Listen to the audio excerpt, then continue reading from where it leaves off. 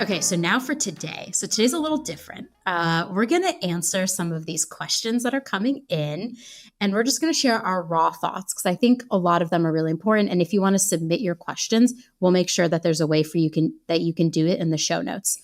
So let's dig in. Erica, question 1. We have an employee that is clearly not happy based on behavior.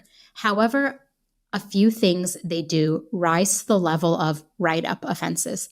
Mostly, it's just toxic passive-aggressive behavior or simply not doing what they are asked and then claiming ignorance of the request. Coaching has not been impactful, nor have the very few write-ups. How do we terminate without opening ourselves up for wrongful termination or retaliation claims? And here's the context I think we need for the question. It's a small nonprofit, under 100 employees in public education.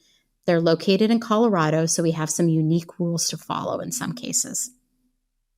Erica, what do you think?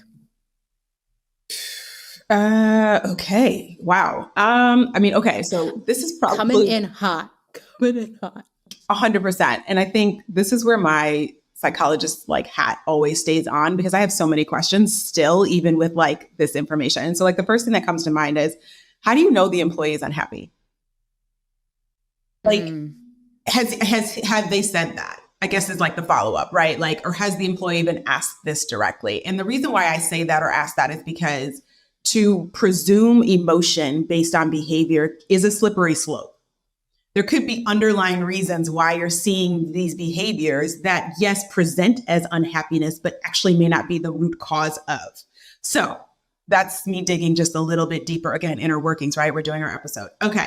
And then I also want to know, if termination is clearly on the table because what's happening is unacceptable, has the employee been asked if they want to work there any longer?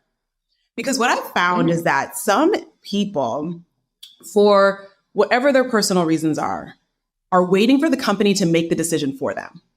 Mm-hmm. There is something that is not motivating enough for that employee to come forward themselves to say, I opt out. So they are actually doing or behaving in ways that will hopefully, in certain situations, get them to that endpoint without them having to have said that. Yeah, I've done that. Done. Okay. Guilty. Yes.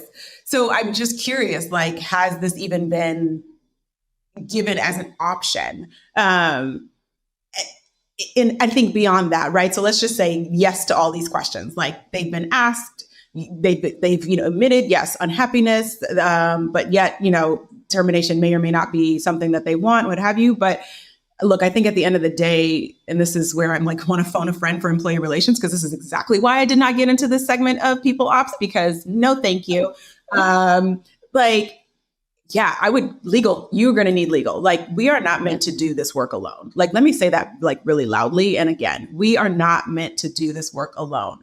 I don't care what the topic is. I don't care if it's about termination. I don't care if it's about promotion. I don't care if it's about growth and development. We are not successful alone, and we are not meant to do this work alone. So legal needs to become your best friend, especially because of the context that this individual gave around the state they live in. So I don't know the Colorado laws, but I know there's laws, right? And so what are they? What are you able to do? What should you have been doing?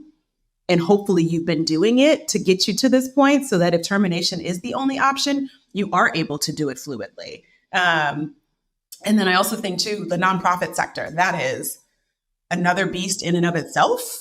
So what are the parameters, policies, processes around that, coupled or married with Colorado laws that give you what your options are, and how do you navigate that in a humane way? Because here's the other thing. If again, termination is truly the only solution, how do you do that so that this person is able to exit gracefully despite what has happened inside of those walls? Oh, so you mean there's a humane way to terminate employees? Wow. Shocking. I mean, there is.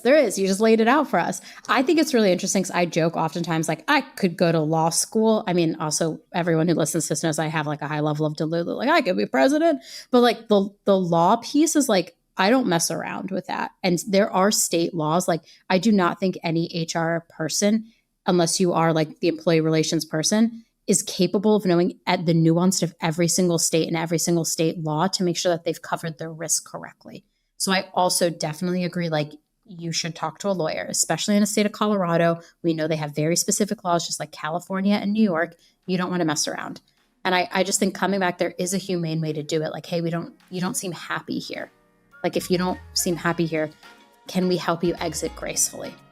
And maybe that's all the employee needs to hear. Like, yeah, I'll take some severance and go. Yep. Hands down. It can go a long way.